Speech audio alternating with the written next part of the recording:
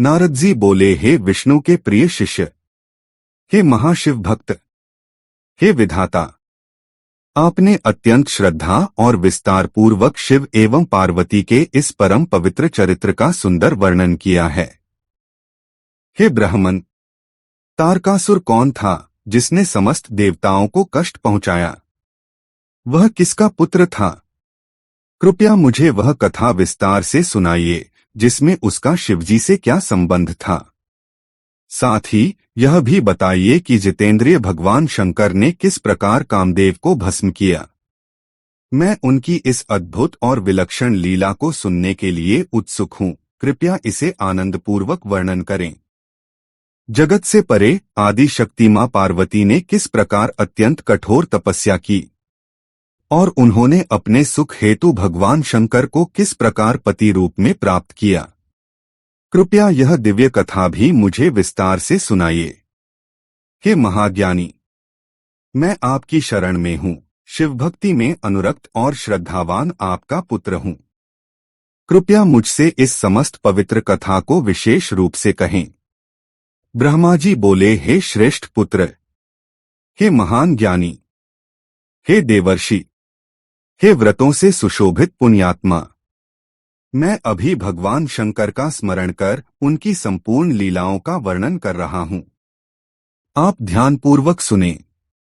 हे नारद, सबसे पहले आप तारकासुर की उत्पत्ति की कथा सुने।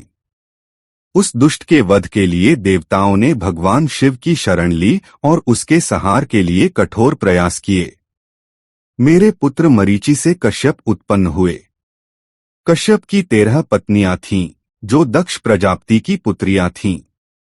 उनमें सबसे बड़ी पत्नी दिति थीं, जिनसे 2 पुत्र उत्पन्न हुए। उनमें ज्येष्ठ पुत्र हिरण्यकशिपु और कनिष्ठ हिरण्याक्ष था। भगवान विष्णु ने नरसिंह तथा वराह रूप धारण कर उन दोनों अत्याचारी दैत्यों का वध किया, जिन्होंने समस्त लोगों को पीड़ा पहुंचाई थी। उनके विनाश के पश्चात समस्त देवता निर्भय और प्रसन्नचित्त हो गए।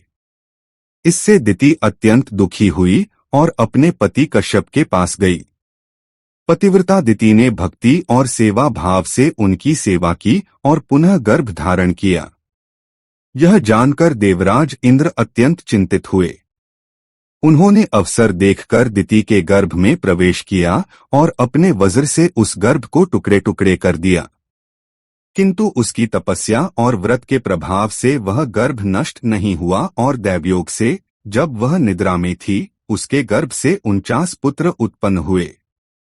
वे सभी मरुत देवता बने और स्वर्गलोक चले गए। देवराज इंद्र ने उन्हें अपनी सेना में सम्मिलित कर लिया। तब दिति अपने कर्मों पर पश्चाताप करने लगी और पुनः अपनी सेवा से कश्यप मुनि को प्रसन्न कर लिया।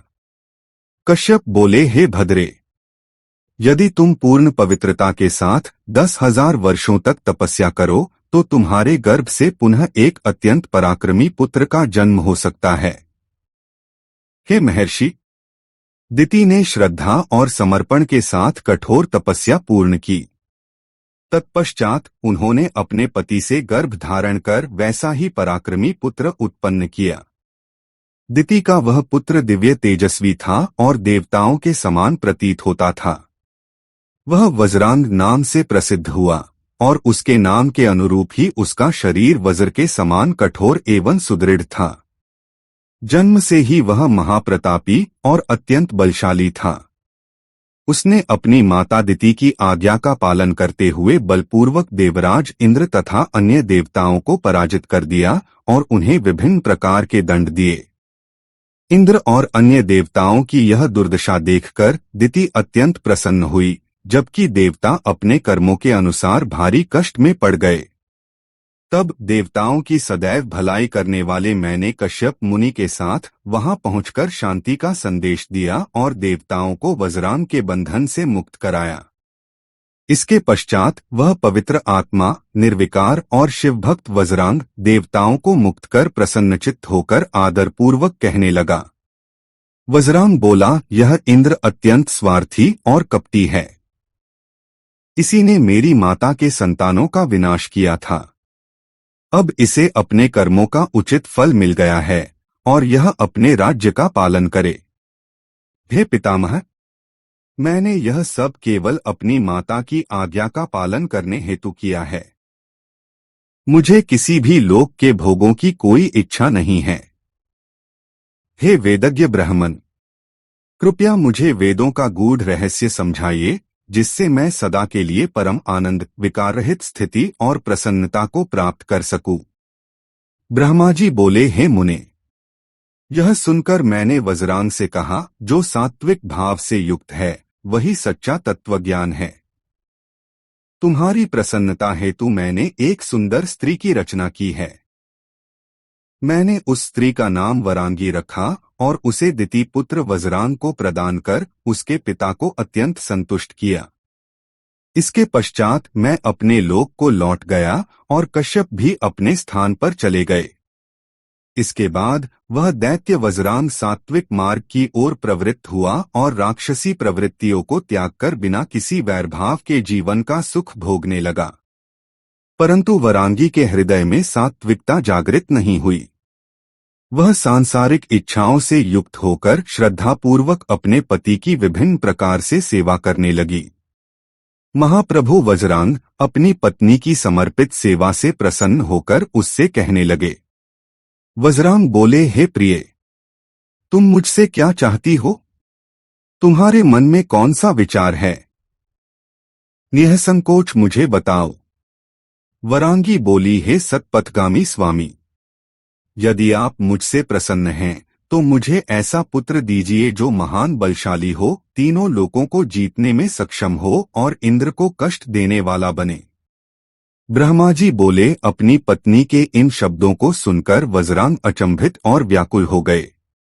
जो स्वयं वैरभाव से मुक्त, ज्ञानवान और सात्विक स्वभाव के थे, वे मन ही मन सोचने लगे, मेरी प्रिया देवताओं से शत्रुता करना चाहती है, परंतु यह बात मुझे उचित नहीं लगती।